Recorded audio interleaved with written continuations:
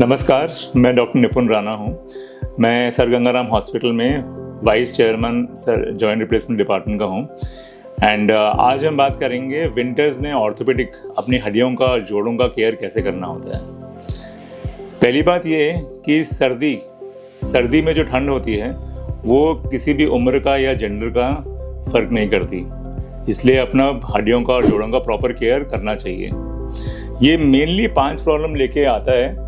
जो पहली प्रॉब्लम जो इजीली विजिबल होती है किसी भी इंसान को, वो होती है उसकी चमड़ी में कोई अंतर आना, जैसे कि ड्राइनेस, रिंकल्स पड़ना और ऐसी चीज़ें होना जैसे कि चमड़ी का मोटा हो जाना, जिसको हम चिलब्लेन्स बोलते हैं, या फिर अर्टिकेरिया या फिर रैशेज आना स्किन में। मोस्ट कॉमनली लिप्स में क्रैकिंग आ जाना। सो ये अर्ली साइन होता है कि हाँ भाई सर्दी बढ़ गई है, हमें अपना ध्यान रखना है। सेकंड मोस्ट कॉमन प्रॉब्लम जो ऑर्थोपेडिकली इंपॉर्टेंट है वो है बोन्स एंड जॉइंट्स में पेन होना, थोड़ा सा थकावट लगना कि शरीर में हमेशा दर्द रहती है। ये मोस्ट कॉमनली इसलिए होती है क्योंकि हम सनलाइट का एक्सपोजर हमारा काफ़ी कम हो जाता है, जिस कारण विटामिन डी की हमारी डेफिशिएंसी रहती है। काफ़ी बार इस मौसम में फ्लू लाइक सिम्टम्स भी होते हैं and at the same time इस पॉल्यूशन जो हमारे दिल्ली में चल रहा है उस कारण हम बाहर निकलना नहीं चाहते एंड जिससे काफ़ी बार एलर्जिक प्रॉब्लम्स रहती हैं बॉडी में। एट द सेम टाइम हम एक्सरसाइज नहीं कर पाते, जो आउटडोर एक्सरसाइजेज होती हैं। इन सब चीज़ों के कारण हमेशा शरीर में, मांसपेशियों में, हड्डियों में दर्द होने का हमेशा एक चांस रहता है। थर्ड प्रॉब्लम जो होती है वो होता है कि आदमी बे टाइम पे अब्रप्टली खाना खाता है।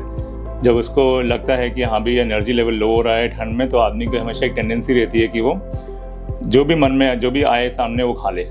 इन चीज़ों के कारण मोटापा बढ़ता है और अननेसेसरली वेट गेन होता है पेशेंट का।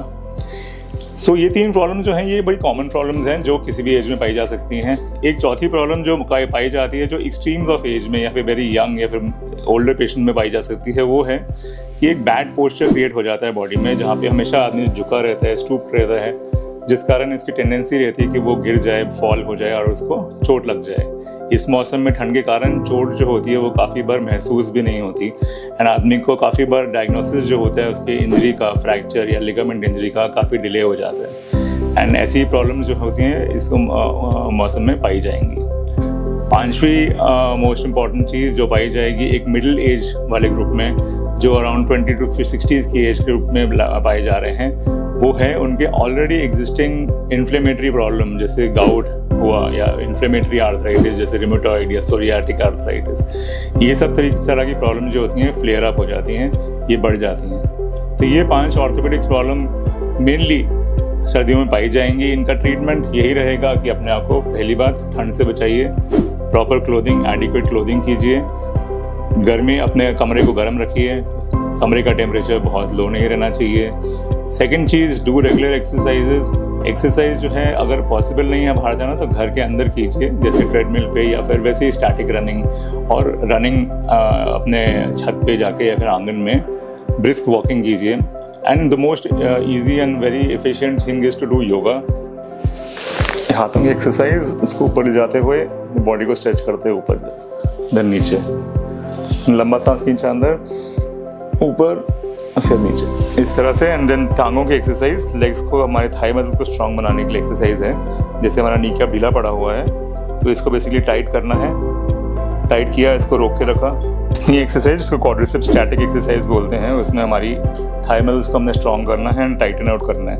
तो अभी नी मेरा बेंड पोजिशन में है, इसको स्ट्रेटन आउट कर लिया और ये मसल्स को टाइट कर लिया। सो नी कैप नहीं हिल रहा, थाई मसल्स टाइट हैं, ऐसे होल्ड करके रखा, hold for 10 seconds and then relax.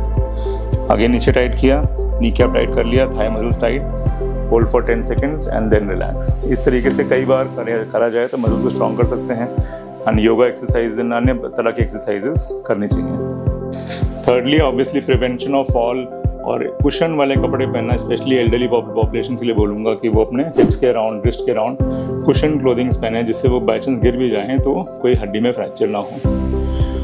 चौथी मोस्ट इंपॉर्टेंट चीज़ है to have a balance diet which is good in vitamin D and calcium and also ऐसे खाना ना खाएं जिससे बॉडी में इन्फ्लेमेशन होती है या फिर ऐसी जिसमें हाई कैलोरी फूड है या जिससे यूरिक एसिड लेवल बढ़ जाता है। तो जैसे आइटम जिसमें हाई शुगर या एरेटेड ड्रिंक्स हुए, अल्कोहल, मीट, ये सब चीज़ें इस मौसम में भी डेफिनेटली अवॉइड करनी चाहिए। Last but not the least, अगर आपकी प्रॉब्लम्स नहीं ठीक हो रही हैं, आपको लग रहा है कि ये प्रॉब्लम्स बढ़ते जा रही हैं, डेफिनेटली कंसल्ट योर डॉक्टर।